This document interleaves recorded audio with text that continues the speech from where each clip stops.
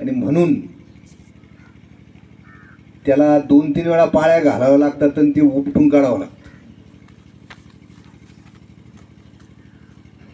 सांगण्याचा मतितार्थ एकच, समर्थ असे सद्गुरू श्रीपाद बाबा, रामदास बाबा यांचा कृपा आशीर्वाद तर आहेच. ताईंच्या योगाने मधून ज्ञानामृत दिलंच जातंय आणि त्यावरती कळस आज 10 वर्षाचा हा वैष्णव मेळावा. फक्त एकच स्वभाव, आता आधी होता वाघ्या तर तो झाला पाग्या. मूळ स्वभाव जाईन आणि येळकोट राहीन. शिक्षक या पेशामध्ये जवळजवळ 34 वर्षे घालवल्यामुळं सगळं जरी बरोबर दिसत असलं तर कुठं नेमकं चुकलेलं आहे तेवढं मात्र शोधता येत. आणि म्हणून तुम्ही आम्ही चुकलेलं नाहीये, पण एक जाणीव करून द्यायची. तुम्ही मलाही फार पूर्वीपासून जाणता, मी तुम्हाला पूर्वीपासून जाणतो. आता ताई साहेबांना जाणता, काकांना जाणत होते. पण आजची परिस्थिती जर पाहिली तर फरक जाणवतो तुम्हाला? जाणवतो नाही? तुम्हाला सांगतो फरक असा जाणवतो की शरीर परत्वे प्रकृती योगे आमच्या बेरिंगा ढिगल्या होत चाललेल्या आहे, हे लक्षात घ्या. आणि म्हणून जसा तुम्ही मेळावा वाढत जाईल तसं सावध राहायला पाहिजे. 10 वर्ष आणि 11 वर्ष होते, 12 वर्ष होते, पण आपलं आयुष्य कमी होते. कारण क्षणभंगूर नाही भरवसा. म्हणून काय व्हायला पाहिजे? म्हणून सारे सावध थोडा माया.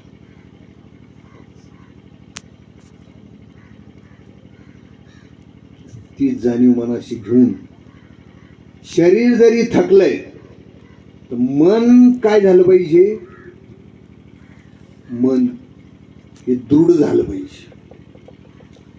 माऊली ज्ञानोबा सांगत, तू मन हे मीच करी. आता शरीराकडे ध्यान देऊ नको, हा पहिला इशारा आहे तुम्हाला. आम्हाला शरीराशी ध्यान देऊ नको. मग तुला जर साध्य करायचं असेल तुझं ध्येय तर तू काय कर? मनाशी अनुसंधान साध. म्हणून तुमच्या माझ्या पुढं मोठं उदाहरण आहे. कोणतं? भीष्माचार्यांचं. शरीराला बाणांनी चाळणी केली,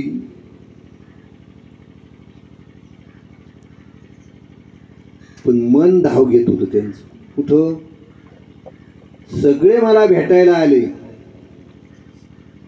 पण भगवान श्रीकृष्ण काय अजून आले नाही, आणि ते आले तरच मी माझा प्राण सोडील.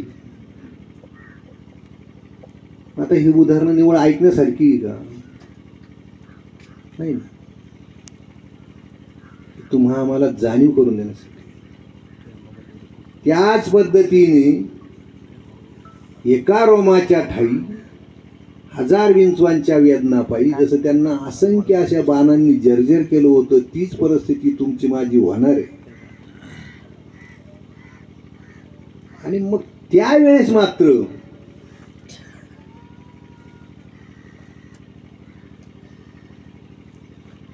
कोण आठवायला पाहिजे? मोठा प्रश्न आहे. कारण भगवंत सुद्धा सांगता, अंतकालेचे मामेव स्मरण मुक्त कलेवर. तो आठवण्यासाठी अगोदर मनाला वळण लावले पाहिजे. म्हणून माझ्या मनाला गो चाळा.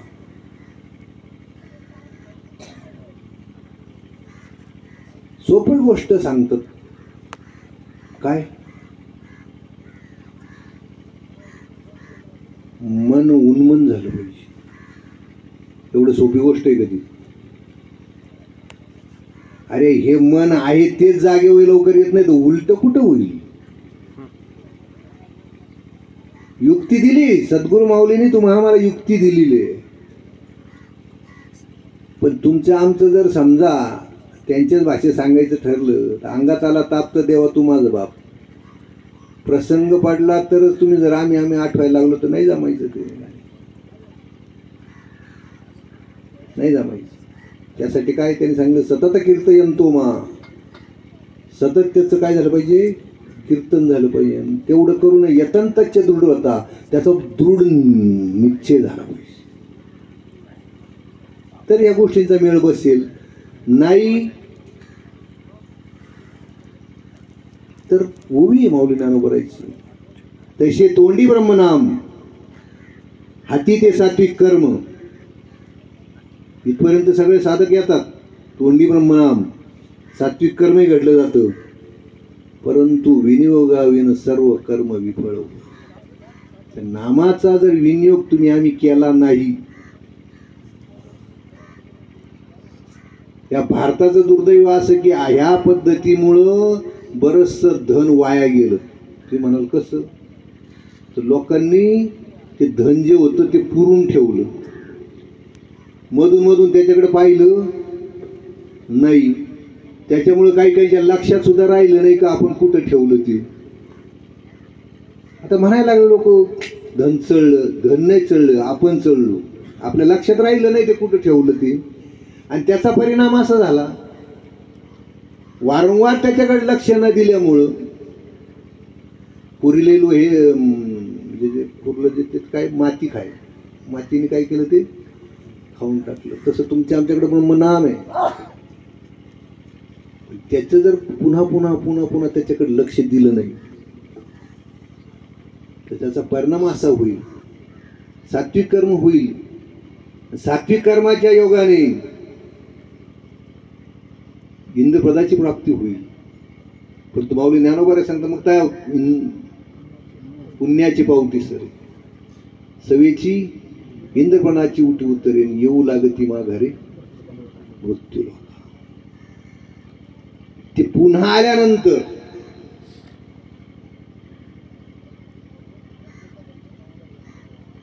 तुम्हाला एवढं सोपं वाटतं का संत भेट होईल?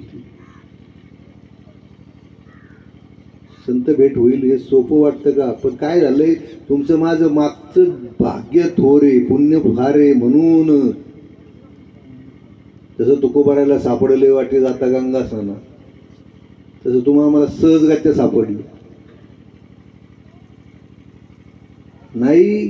तर माऊली ज्ञानोबाला राहायला हा प्रश्न विचारा, योगिया दुर्लभ तो मी देखील साजनी. योग्यांना जे दुर्लभ आहे, आजही परिस्थिती अशी की योग्यांपेक्षा साधक श्रेष्ठच आहे. योगी अजून चाच पाडतायत.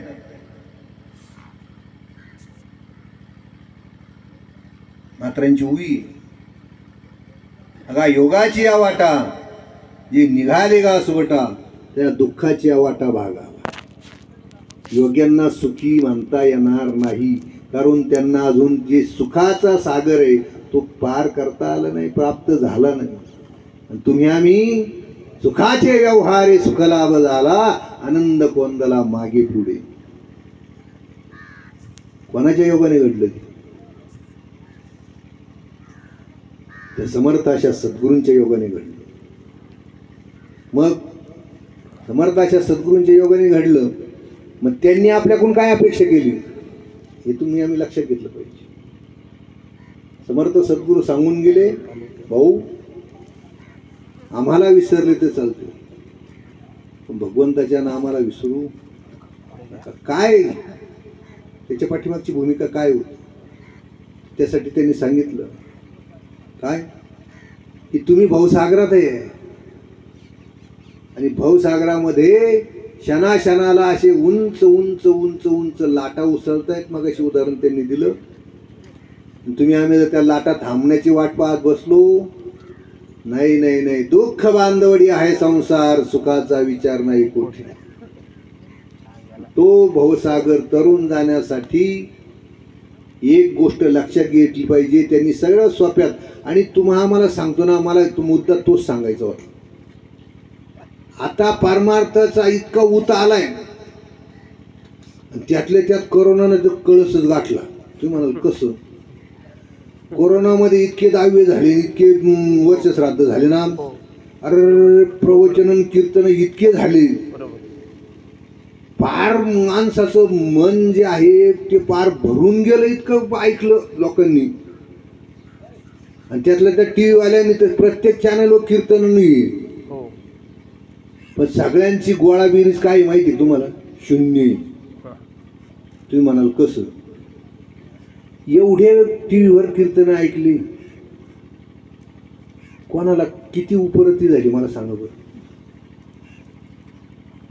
उलट मी तर म्हणतो आपले पाहणारे सुद्धा त्यांचा भ्रम झाला. ते काही काही सांगणारे पाच तिथपर्यंत विषय नेतात आणि आपलाच मनुष्य बरं का असं साधकांचा भ्रम व्हायला लागला ना. वस्तुस्थिती आहे ती. नाही नाही एवढंच नाही अर्जुना, वेद विद जरी झाला माते नेनता वाया गेला, कनू सांडुनी उपनीला कोंडा जायचा. म्हणून बाबा नेहमी अभंग घ्यायचे कीर्तनाला. जाणी भक्तीचा जिव्हाळा तो चिदैवाचा पुतळा, अनिक नो हे माझे मनान होका पंडित शहाणा. आज पंडितांचा सुळसुळाट आहे खूप खूप. तुम्हाला सांगतो, नाथरायांनी ओवी केली, करिता हरिकथा श्रवण बाष्प रोमांच स्वेद रुदनम, पण रुकावे चिता जाय प्राणन तेथे ब्रह्मज्ञान प्रगटेना. काय त्यांना स्वप्न पडलो? अरे स्वप्नच पडलो होतं, पुढं काय काढणार आहे ती? असे लबाड बरेचसे निर्माण होतील. उदाहरण नेहमी सांगायची काय, डांबीस म्हणायची त्यांना. स्वतः दांभिकपणे वागती, उडती रे बा तटतट, चल मना शोध कर झटपट नाही तर लटपट. सगळ्यांची गोळाबेरीज एकच आहे, तुम्ही आम्ही भाग्याचे, तुम्हा आम्हाला संत भेट झाली जी चांगल्या चांगल्याला होत नाही. साधं उदाहरण सांगतो, घोटी सारख्या ठिकाणी कधी मधी बाबा फिरायला जायचे. किती लोकांना हा इतका मोठा महात्मा आहे ते कळालं? कळालं नाही. नाही, ते वर्तत दिसती देही, ते देही ना माझ्या ठाई, मी दयांच्या हृदयी समग्र असे. कारण कारण गेला तुमचा आमचा जो भाव त्यांच्याविषयी झाला त्या घोटीवाल्यांचा नाही झाला, म्हणून ते ओळखू शकले नाही. पण ओळखलं त्यावेळेस वेळ निघून गेलेली होती, लक्षात घ्या. तीच गोष्ट आहे. महात्मा सहजासहजी ओळखू येऊ शकत नाही. आणि म्हणून तुम्ही आम्ही भाग्याचे, ते ओळखले नाही तर तुम्ही आम्ही जाणले. त्यांच्याकडून कृपा प्रसाद मिळाला, त्याचं चिंतन घडलं गेलं आणि दृढ सिक्का तुमच्या आमचा बसला की नाही नाही नाही, यालाच नाव संत. तेच माझे हित करती सकळ, जेणे हा गोपाळ कृपा करी. गंज पंडित होते चांगले चांगले, नाही ना नाही नाही सांगू शकले, पण तुमच्या माझ्या दैवानं मातीयेचा द्रोण केला तो कवळिका भावी फळला. मातीचा पुतळा केला पण त्याच्या ठिकाणी इतकी दृढ श्रद्धा निर्माण झाली तर त्या पुतळ्याच्या द्वारे त्याला ज्ञान प्राप्त झालं. पण जगाची स्थिती अशी आहे, पुढची ओवी सांगते त्याचे निम्म भाग, तैसा विश्वास विना नाडला जगू ठकला विकल्पी. विश्वास कमी पडला आणि मग विकल्पाने घात केला. तीच तुमची माझी परिस्थिती होऊ नये. कारण आहे त्याला सांगतो, अगोदरच्या दिवसापर्यंत काही म्हणत होती माझा रामच गादीवर बसेल. बरोबर आहे ना? आणि मंथरा घुसली तिने काय केलं, फक्त स्पर्श केला. स्पर्श केल्यानंतर विकल्प जागा झाला आणि म्हणले नाही, तुम्ही मला वचनच दिलं होतं की माझा भरत राज्य बसेल. सांगण्याचा मग तिचा अर्थ आहे, कधी विकल्प घात करील याचा तपास नाही. म्हणून बाबा सुद्धा सांगायचे, भाऊ इथून तिथून बरोबर आहे, पण कालगतीचं आवरण येण्याची शक्यता आहे. कालगतीचं जर आवरण आलं तर भले भले पोहणार उलथून पाडीते म्हणे. ती स्थिती तुमची माझी होऊ नये म्हणून माऊली ज्ञानोबा सांगतात, तू मन हे मीच करी, बाकीचं काहीच करू नको, मन मला दे. मन जर दिलं तर प्रश्नच मिटेल आणि भजनाविषयी आवड निर्माण होईल. तू म्हणे हे मीच करी माझे भजनी प्रेम धरी, आणि त्याचा परिणाम असा होईल, सर्वत्र नमस्कारी मज एकाती, म्हणजे दृष्टी बदलल.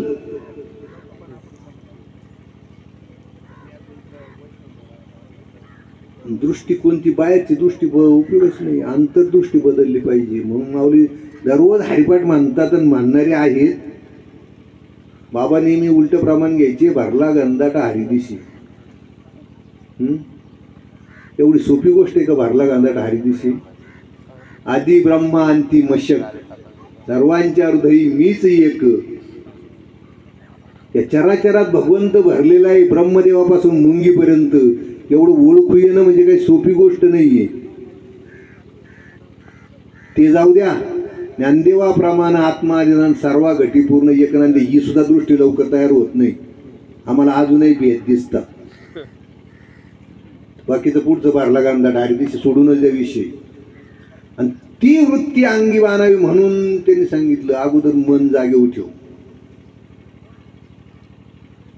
अंतःकरण चतुष्टाच्या ज्या 4 गोष्टी आहेत, मन बुद्धी चित्त आणि अहंकार, त्या अगोदर मनच तर जागेवर ठेवा, पुढचं बुद्धीन ते चित्त ते बाजूला विषय राहिली.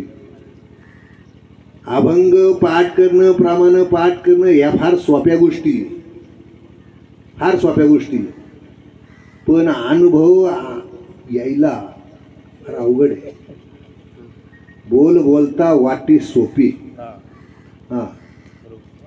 बोलायला खूप माऊली ज्ञानोबरायाचा हरिपाठ तुम्हाला जागेवर आणील. अनंत वाचाळ बरळती बरळ, बस संपला विषय. वाचाळपणा होईल, असे वाचाळवीर बरेचे. एकच प्रमाण नात्र्यांचे, वेद जाणू गेला पुढे मौनावला, ते गुह्य तुझला प्राप्त कैसे. तुम्ही आम्ही भाग्याचे पूर्व सुकृताचा, इथं मी अजून आडतोय. पूर्व सुकृत झालंय माझं थोर, पण पूर्ण अभ्यासाचा, पूर्ण अभ्यासाचा म्हणजे पाठांतराचा नाही. पूर्ण अभ्यासाचा म्हणजे काय? पूर्ण अभ्यासाचं म्हणजे एकाच गोष्टीत पैसा सांगतो, त्यांच्याच भाषेत सांगतो. मार्ग दावून गेले आधी दयानिधी संत, तेनेची पण ते चालू जातं, बस पूर्ण अभ्यास त्याला म्हणता येईल. पुन्हा तोच विषय येतो. मग त्यांनी एकाच शब्दात फैसला केला, एक नामधारी, बस संपला विषय. नामाचा अभ्यास करा, बाकीचे अभ्यास काय तुमचे आमचे. अरे ही बुद्धी जी आहे ना, ती शाबूत राहण्यासाठी फक्त नामाचाच अभ्यास उपयोगी पडेल. नाही तर भल्या भल्यांची बुद्धी शेवटच्या क्षणी फापलली, अगदी ठाऱ्यावर राहिली नाही.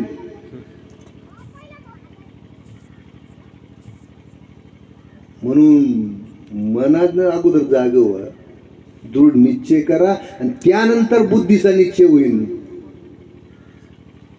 मन अगोदर जागे हो गया, मग नंतर बुद्धी, बुद्धीनिचे आत्मज्ञान. काय गोष्ट झाली तुम्हाला सांगू का? आता तुम्ही माझे, मी तुमचं आहे. आपल्याकडे हे ज्ञान फार लवकर होतं, चांगल्या चांगल्याला होत नाही ते ज्ञान. तुम्हाला आम्हाला झटकन होतं, पण झटकन झालेलं ज्ञान किती पस्त हे विषय अनुत्तरित. म्हणून महात्मे नेहमी सांगायचे, ज्ञान गिळून गावा गोविंदगा. सोपी गोष्ट नाही ती. टाळा टाळी लोपला ना.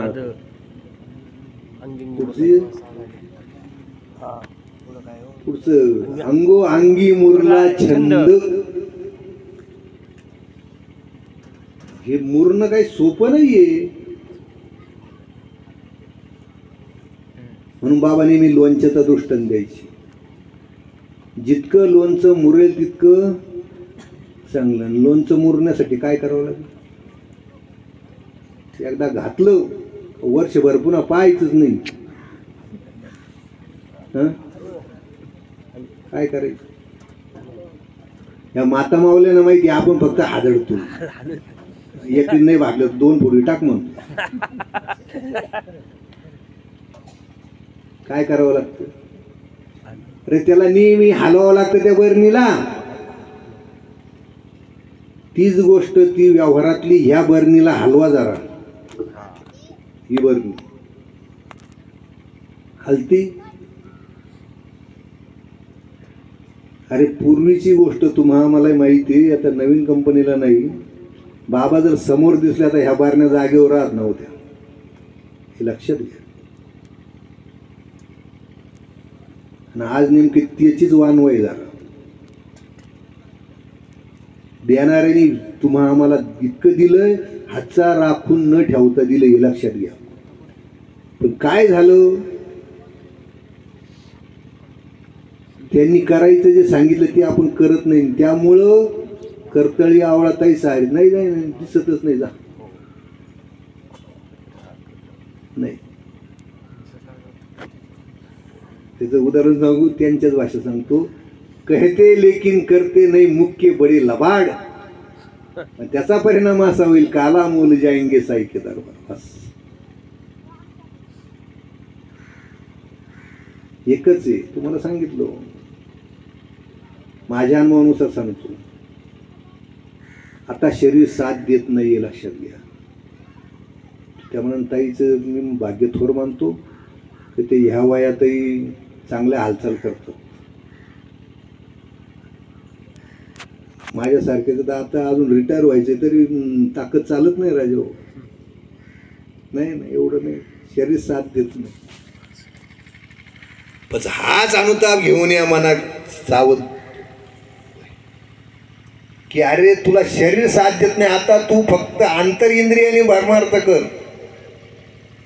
आता वरच्या इंद्रियांची साथ तुला लाभणार नाही. दिवसेंदिवस ती काय होईल? क्षीण होत जाईल. क्षीण. आणि एक गोष्ट तुम्हाला सांगतो, आतून जर कण खरा असेल ना तर प्रश्नच नाही. एकच उदाहरण सांगतो. कोरोनामध्ये जी हानी झाली ना, निम्म्याच्या पुढे आतून ढासळले होते म्हणून झाली का? आतून जर कण खरा असते ना नसतं. भगवंताची कृपा अशी, हा निश्चय झाला होता. जायचं तर आहेच. वेळ जर आली तर कोणी रोखू शकणार नाही. म्हणून तुम्हाला सांगायला आहे, म्हणून सांगतो, मी मास्क वापरलाच नाही. फक्त एका ठिकाणी वापरायचो. आमचं ते संगमनेरचं मंदिर स्टँड, तिथं पोलीस उभे राहायचे. मग फाटका बसल म्हणून मी ते मास्क लावायचो. पुढे गेलो तरी एकदा पकडलंच होतं. मला म्हणे मास्क, आता ते गळ्यात कार्ड होतं आमचं ते डिपार्टमेंटचं, म्हणून वाचलो. म्हणजे तुम्ही का असं करता? अहो मला गुदमरायला होतं. अहो म्हणे ते माणसं मरू राहिले, तुम्ही गुदमरायची भाषा करू राहिले. अरे मला सवयच नाही कधी त्याची. ते नसले तरी वापरीत जा म्हणे. म्हणून ते त्यांच्या भीतीनं काही ठिकाणी वापरायचं नाही, तर वापरलं नाही. मास्क वापरल्याने कुठं होणार नाही असं तुम्हाला. मास्क वापरा नाही तर काही आणखी वापरा, ज्यावेळेस घटना व्हायची ती होणारच जा. त्यासाठी आतून काय पाहिजे? कणखर पाहिजे. म्हणून परमार्थ बाह्य अंगाने न करता आतून जर केला, प्रश्नच मिटला. प्रश्नच मिटला. याच देहीन याच डोळा भोगू मुक्तीचा स्वार्थ संपला विषय. नवे नवे नवे त्यांच्यावर दृढ श्रद्धा असेल आणि त्यांनी की सांगितलं जर करत असू तर मरण माझे मरून गेले मज केले अमर. म्हणून ते महात्मे नेहमी प्रमाण घ्यायचे, अमर हा खरे का खोटे पहा तुम्ही. म्हणजे तुम्ही अनुभव घ्या, तुम्ही अमरच आहे. निवळ म्हणायचं नैनंद झन्नंती शस्त्रानी नैनंद हती पावका नकले देयंते आपण शोषित मारुता. अरे हे म्हणणं सोपं आहे, पण ते कोणाच्या बाबतीत म्हणलंय? आत्म्याच्या बाबतीत म्हणलंय. आत्म्याला शस्त्राने जाळलं जाऊ शकत, तोडलं जाऊ शकत नाही, अग्नीने जाळलं जाऊ शकत नाही, पाण्यात बुडलं जाऊ शकत नाही.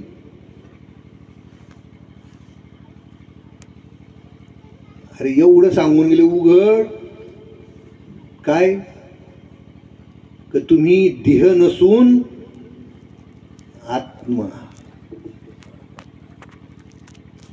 सोप्या रीतीनं सांगितलं. आणि राजा हो ना, तुम्हाला खोटं वाटेल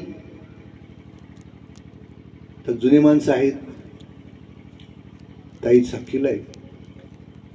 अमृत अनुभवासारखा समजण्याला कठीण असा ग्रंथ सुद्धा श्रीपाद बाबांनी रामदास बाबांनी सोपा करून सांगितला. पण आपले विद्वान असे आता त्या सोपा असणारा विषय अवघड करून सांगतात. काय वेदांताची भाषा वापरायची काही गरज नाही ना, काहीच गरज नाही. सोप्या रीतीने सांगा ना. बाबांनी जास्तीत जास्त उदाहरण, माऊलींनी ज्ञानेश्वरीमध्ये जास्तीत जास्त उदाहरण शेतकऱ्यांचे दिले का वेदांताचे दिले? शेतकऱ्यांचे दिले. त्याच पद्धतीने बाबांनी ब्रह्मज्ञान जे आहे अगदी सोप्या पद्धतीने तुमच्या आमच्यापर्यंत अतिशय न शिकलेल्या माणसाला समजेल इतकं सोपं करून सांगितलं. काडीपेटीचा दृष्टांत काय? काडीपेटीचा दृष्टांत सोपा करून का सांगितलं? बा ओल्या जागेवर राहिली ती सादळली, पुन्हा जर शेकवली ती बराबर उघळेल. याच्यातलं जे तत्वज्ञान आहे तुम्हाला आम्हाला कळालं का नाही? आपण फक्त ते उदाहरण लक्षात ठेवलं. पण पूर्वी आईच्या गर्भामध्ये असताना तो आपण भगवंत जाणत होतो. धरणी वायू लागला, विसरून गेलो. पुन्हा जर त्याची जाणीव करून दिली आणि खांडलेलं नाळ जिथं तुटलं होतं ते जर जोडलं तर आहे त्या ठिकाणी पुन्हा तुमची गाडी व्यवस्थित चालू राहील. सोप्या रीतीनं काय एवढं वेदांत. मग जे मूळ स्वरूप होतं ते विस्मरण झालं. मग विस्मरण झाल्यानंतर मग महात्मा अवतरला.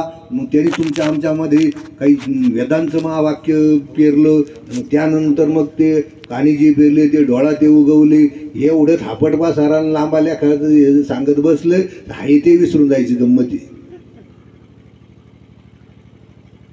म्हणून बाबा सांगायचे वाडाची साल पिंपळाला लावायची नाही, मोजकं सांगायचं.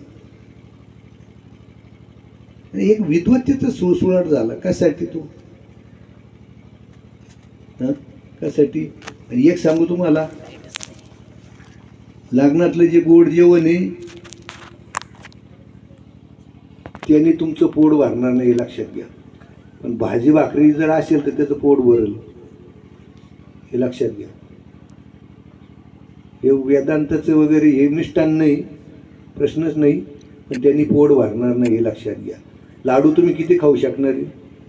पहिला व्यवस्थित खाल, दुसरा व्यवस्थित खाल, तिसऱ्या अर्ध्यालाच जरा कसं तरी होईल. पण आता वाढलाय म्हणल्यानंतर खावायला गोष्ट कसं ठेवता. आणि चौथ्याला नकोच म्हणाल. आणि जरी दाडपून एखाद्याने खाल्लाच तर तो राहीलच पोटामध्ये, याची गॅरंटी देता येणार नाही. नाही तसं भाकरी दणकून हाना, किती प्रमाणापेक्षा जास्त झाली तर फार केलं तर आता त्याचं गुणधर्म आहे तो अन्नाचा, ते एखाद्या करपट ढेकर येतील पण जास्त काय त्रास होणार नाही. म्हणून काय भाकरीने उलट्या झाल्या एखाद्याला, साध्या पद्धतीत सांगतो मी, बाकी दुसरं काही नाही. माऊली ज्ञानोबाने तेच सांगितलं, तू म्हणी हे मीच करी. भगवंतांनी सांगितलं मन मत बघतो मत बघता नाम नमस्कारू. तू मन फक्त मला दे. मन जर दिलं ना बाकीचं सगळे जागे होतील. मन न देता बाकीचा तू किती काय उद्योग केला ना तर काहीच नाही. गती अधोगती मनाची युक्ती, मन लाव एकांती साधू संगी. मन तुम्हाला कुठे घेऊन जाईल. आज जर इथं बसलो पण आता जिथून वेद सुरू होतील तर घरचे म्हणतात असे बाबा कधी लवकर येतो घरी. किती लांब गेलो. मन शरीर दिसतं इथं, मन गेलो. तेच जर मन त्यासाठी सांगितली युक्ती. ठाईच बाई सोनी करा एकचित्त. ठाईच बसायला पाहिजे. पण हे वयपरत्वे जमणार नाही, तुम्हाला सांगतो, माझ्या अनुभवावरून सांगतो. म्हणून बाबांनी मी सांगायचे काय तर गण सांगू राहिले म्हणे आमचे पूर्वज हत्तीवरून साखर वाटत होते, म्हणजे श्रीमंत होते. पण आता गोदीत हामाले, म्हणजे हे शरीर पूर्वी चांगलं होतं, पूर्वी चांगलं होतं, साथ देत होतं, त्यामुळं अगदी टकाटक परमार्थ होत होता. पण आता तुम्हाला सांगितलं ढिल्लं झालं. आता त्या पद्धतीने होईल असं नाही. पण एक गोष्ट आहे, त्यावेळेस केलेलं जे आहे ते वाया जाणार नाही. म्हणून त्यावेळेपासून जर तुम्ही आम्ही सवय ठेवली असती, ती शरीर जाऊ द्या, हो शरीर जाऊ द्या, पण आतून जर मनाने तुम्ही कणखरा असाल तर प्रश्नच म्हणून या देहाच्या बांधोडी न पडीजे, देहावर विसंबून राहूच नका. सुखदुःखाच्या सागरी न बुडीजे, सुखे सुखरूप घडीये माझी अंगा.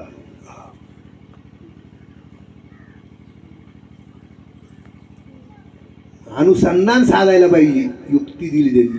आणि मग उत्तम उदाहरण द्यायचे. बाबा श्रीखंड्या नावाचा जो पक्षी आहे तो एकाच वेळेस 4 गोष्टी साध्य करतो.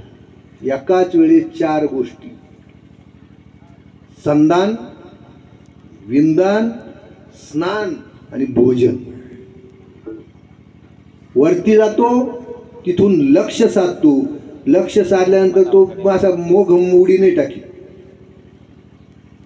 भक्ष्य दिसल्यानंतर जे सूर मारतो, सूर मारण्याची जी गती आहे, नाही तर ते काय पाण्यातलं लगेच असं स्थिर राहत असं नाहीये.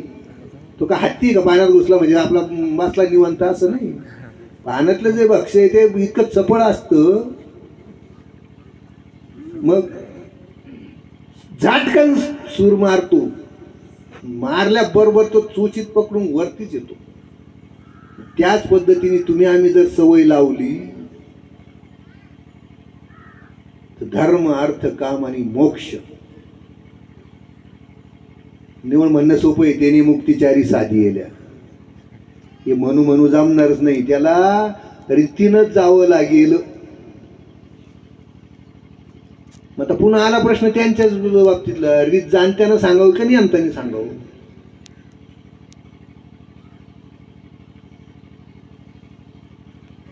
ताई नेहमी दृष्टांत देतात. पुरणपोळी बनवायची होती, पांढऱ्या साडीची काहीच गरज नव्हती, डोक्यावरची केस काढायची काहीच गरज नव्हती, बांगड्या फोडायची काहीच गरज नव्हती. तुम्हाला जर हे ज्ञान नाही ते पुरण आत घालावं का बाहेर घालावं, अरे रीत माहिती आहे, रीत मग जाणत्याने सांगावी. जाणत्याने जर सांगायचं असेल तर त्याचं काय करावं लागेल, अगोदर त्याच्या बरोबर राहावं लागेल. कशा पद्धतीने ही गोष्ट घडते, कशा पद्धतीने. निवळ पेंद्याचा दृष्टांत सांगून जमणार नाही. भगवंताने सांगितलं तू बाकीचं काहीच करू नको, आता तडाखे बसताय ना तर मग डोळे जा. हा, डोळे उघडून पाहायची गरज नाही. हीच गोष्ट तुमची माझी आहे. आपल्याला काय होतं हे पाहण्याऐवजी दुसऱ्याला काय होतं हे पाहतो आपण. नाही नाही नाही नाही, आपले डोळे झाकून आपल्याला काही अनुभव येतो तोच अनुभव घ्यायचा आहे. दुसऱ्याच्या अनुभवाचे ते काय, त्याचे सुख त्याला, आपल्याला काय होणार आहे, आपल्याला काहीच. मग ते जर सुख तुम्हाला आम्हाला घ्यायचं असेल तर मग आपण डोळे झाकलेच पाहिजे. आणि याला एकच प्रमाणे साधू संत ज्या पद्धतीने गेले त्याच पद्धतीने. माऊली ज्ञानोबराय सुद्धा सांगतात, वेद मार्ग मुनी गेले त्याची मार्गी मी चालिलो, मी माझा मनाचा मार्ग शोधला नाही. आणि आजही साधकांना तीच इंटिमेशन आहे, मनाचा मार्ग अजिबात चोखळू नका.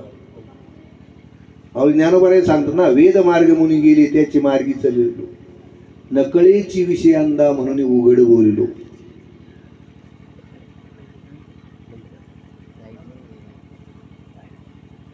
चालता धनुर्धरा तरंगकारी हरपलो, ज्ञानदेव निवृत्तीचे द्वैत अवघे निरसन. मग तुमचं आमचं द्वैत मावळलंय, कारण द्वैताची झाडणी गुरुविन ज्ञान. सगळ्या गोष्टी त्यांनी आपल्याला कसं केलं, आधी ताट समोर आणून ठेवलं. कधी कधी मोठे बाबा काय म्हणायचं नसायचे, पण रामदास बाबा कधी कधी म्हणायचे काय वेळेस जर थोडंसं हे झालं ना, अरे तुमच्यापुढं ताट आणून ठेवलं, आता एकच राहिलं, आता आम्ही आज जेवण घालायचं का तुम्हाला? कृपा केली, ताट भरून ठेवलं, आता फक्त गोळे तोडून पोटात घालायचे. त्याच्याही पुढची गोष्ट सांगतो, निवळ गोळे तोडून पोटात घालायचे नाही तर ते खाल्लेलं पचवण्यासाठी काहीतरी करावंच लागेल.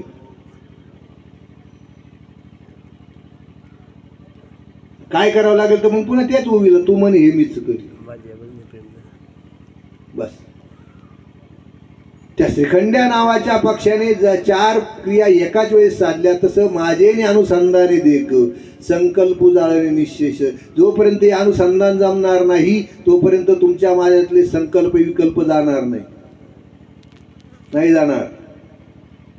माऊली ज्ञानोबांनी सांगितलं, निवृत्ती दादांसारखे सद्गुरू प्राप्त झाले, आता मी न करी भ्रांतीचे भ्रमण. नाही माझी डळमळ होणार. आपल्याला अजूनही एखाद्याने जर चमत्कार दाखवला तर साधकाची डळमळ होती, नक्कीच मोठा महात्मा आहे. वस्तुस्थिती बोलूच नका, होती डळमळ, वाटतं त्याच्याजवळ जावं. अरे पण सिद्धी लावी पिसे कोण तया पुसे नेले राजहंशी पाणी. तुम्ही आम्ही राजहंस झालो ना, मग आता एखाद्या हांड्यामध्ये एक ग्लास भर दूध टाकलं तर तुम्ही आम्ही राजहंस म्हणलं तेवढं ग्लास भरच पिलं पाहिजे. उगाच आपलं कुत्र्यासारखं जेवढं पोटात मावल तेवढं पांढरं घालीतच राहायचं, काही उपयोग होणार नाही. पोट फुगून मारायची कामं होतील, बाकी दुसरं काही होणार नाही.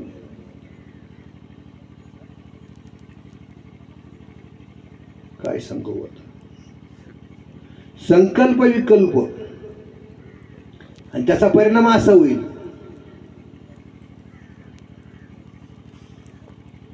कुंतीसारखी अवस्था होईल.